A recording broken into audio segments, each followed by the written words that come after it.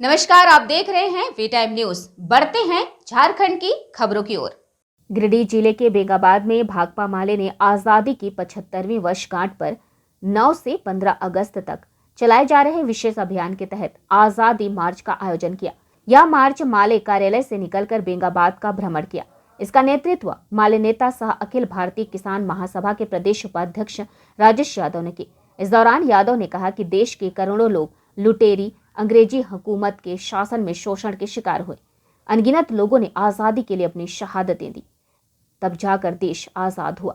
लेकिन जो लोग आजादी की लड़ाई में अंग्रेजों के साथ खड़े रहे, अंग्रेजों को माफीनामा लिखकर उनके लिए मुखबिरी की, क्रांतिकारियों को पकड़वाने का काम किया, उनके विचारों का समर्थन करने वाले आज फर्जी देशभक्ति दिखाकर देश के लोगों को बरगलाने में लगे हैं।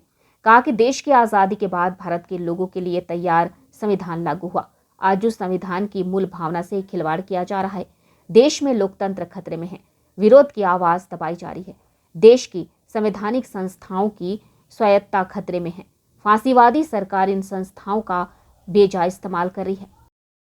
और सबको पता है कि 9 अगस्त को अंग्रेजों भारत छोड़ो आंदोलन का आह्वान किया गया था और अंततः 5 वर्ष के बाद यहाँ से अंग्रेजों को जाना पड़ा। और ये बात भी बहुत साफ है कि उस समय इस लड़ाई में एक तरफ लोग तिरंगा लेकर के निकल रहे थे, अंग्रेजों की गोलियां खा रहे थे, शहीद हो रहे थे। लेकिन उसी समय कुछ लोग थे जिनको देश की आज़ादी के बजाय अंग्रेजों का साथ देना ज़्यादा पसंद था और वो लोग अंग्रेजों के साथ खड़े थे। ये दो बातें लोगों को जाननी चाहिए। आज भाकपा माले ने इसलिए ये 75वीं वर्षगांठ है आज़ादी की, तो हम लोग इसको पूरा देश में एक सप्ताह का पूरा अभियान लिए हैं, जिसको 9 से 15 अगस्त तक चलाना है। अभी सबसे खास बात यह है कि इस देश का जो संविधान जो आज़ादी के बाद हम लोगों ने अंगीकार किया, जो भारत के लोगों के लिए संविधान बना, उस संविधान की मूल भावना पर हमला हो रहा है। देश में लोकतंत्र पर हमला हो रहा है। देश में जो विपक्ष की आवाज़ है, जिसको लोकतंत्र का एक मजबूत आधार कह सकते हैं, उसको दबाने की कोशिश हो रही है।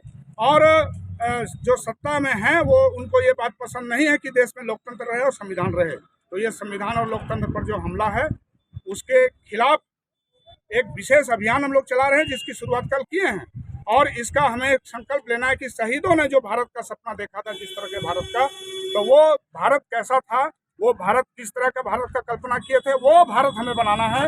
हमें वो भारत नहीं बनाना है जहां लोगों की आज़ादी पर कोई खतरा हो, जहां देश की संपत्ति नीलाम कर दी जाए, जहां देश में आवाज़ को दबा दिया जाए, जहां लोकतंत्र की जड़ों को कमज़ोर किया जाए।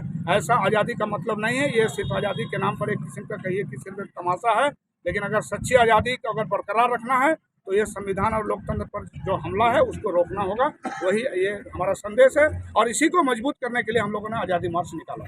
बात ये भी है कि हर व्यक्ति को घर क्यों नहीं मिला 75 साल की आज़ादी के बाद? इस देश को फिर से आर्थिक गुलाम क्यों बनाया जा रहा है, ये सवाल बड़ा है। इस देश के नौजवान डिग्रियां लेकर सड़कों पर क्यों घूम रहे हैं, ये सवाल है। सिर्फ तिरंगा लगाने का सवाल नहीं है। मैं कह रहा हूँ मेरे घर पर 10 तिरंगा लगाओ, हम खुद तिरंगा लगाने के लिए तैयार हैं। और ऐसी बात नहीं है कि देश में पहली बार तिरंगा लग रहा है। देश में 1947 की आज़ादी के बाद से हर साल तिरंगा लग रहा है और हर देशवासी के अंदर में देश प्रेम है।